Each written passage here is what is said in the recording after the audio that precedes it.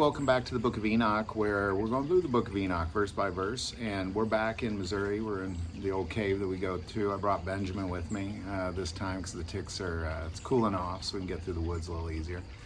But I've been out of town. I was in Europe for a while, mostly Spain and Portugal. And to be quite honest, every now and then I would see a cave and I go, oh, I'm going to go in there and film. But we're back. I did not. I wish I had, though. That would have been a cool experience. But anyhow, as we've gone through this book, where we're at is we're at that place where fallen angels have slept with women, earthly women, and we're talking caveman times here. This is, Enoch was the seventh from Adam, and so they had laid with women and gave birth to this race of Nephilim, and many of them were giants. And it says that they consumed all of mankind, like mankind was, they enslaved mankind. Mankind had to provide their food, and ultimately then when mankind couldn't keep up, they devoured mankind. They literally ate men. And now what we're seeing is how they achieved that was their fathers, these angels, were teaching them the secrets of the universe that, you know, keep in mind, mankind just was still working with stone tools and had not much of anything. And at this point, what they're dealing with is they're dealing with now this race of people / angels that are smarter than them. They're well educated in the secrets of the universe, including metalwork, which was the big one. When you can make swords and breastplates and shields, and you're just a caveman, you're just a hunter and gatherer, you don't have any chance of success in that situation. And that's really how they then began to devour mankind. And as we saw in the last episode, that's why God decided to destroy mankind. It was just eating people and doing whatever you want to build your own kingdom. So we're just going to pick it up there. We're going to go back to chapter 8, verse 1. And Azazel taught them to make swords and knives and shields and breastplates, and made known to them the metals of the earth and the art of working them, and bracelets and ornaments, and the use of antimony, and the beautifying of the eyelids, and all kinds of costly stones, and all the coloring tinctures. And there arose much godlessness, and they committed fornication, and they were led astray, and became corrupt in all their ways. And that's where we left off last time. Semjazah taught enchantments and root cutting. Amoros, the resolving of enchantments. Barakwajal taught astrology. Kokabal taught constellations. Ezekiel, the knowledge of the clouds. Arakiel, the signs of the earth. Shamsiel, the signs of the sun. And Serial, the course of the moon.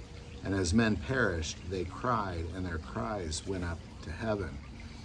So here what you have is you literally have this race of men / angels.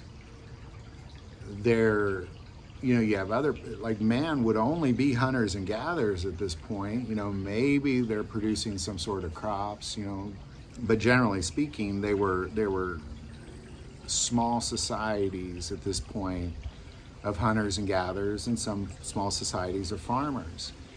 And then what you have is you have this race of humans / giants /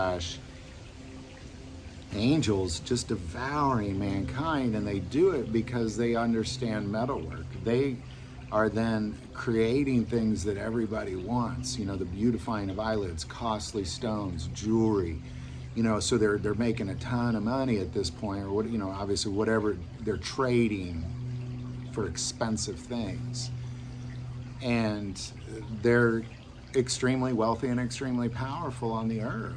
And it's incredibly important that as we look at the end times, because this is the great-grandfather of Noah, that the end times will be like the days of Noah, so it'll look just like this. This is why God flooded the earth, was because of what was taking place here. And ultimately what you have is you have a society where some are making a lot of money off of selling the things and trading the things that people see as beautiful, like the makeup and the jewelry and the precious stones and the weapons and the thing. It's making these people incredibly wealthy, and they're controlling the world because of their wealth. And that's kind of a same, that's a one aspect of, like the days of Noah that I don't think a lot of people have thought of, that it's this time where there's this elite, this group of people who are selling goods and services to create this beast empire. Same thing, this beast empire, this empire of the antichrist, who will control these 10 kingdoms, who are devouring mankind. And ultimately, when you see the events in Revelation take place, you're going to see this. You're going to enslave them. They're going to make them work for them. And when they can't keep up, they're going to eventually eat people, because they're so powerful. They're just filled with wealth and weaponry and precious things that the rest of the world will pay anything to get a hold of. It's one aspect that we have to be aware of, because it's a reality of what the days of Noah were like. So, and then just like in the end times, just like here, as men perished, they cried, and their cry went up to heaven. We can go on and on about Revelation of that verse. I mean, we can talk for months about our cries will be carried up into heaven because of the devouring of mankind that's going to take place by those who control the weapons, those who control the jewelry, those who control the precious stones, those who control the makeup, the fancy clothes, the things that everybody seems to, I got to get some of that.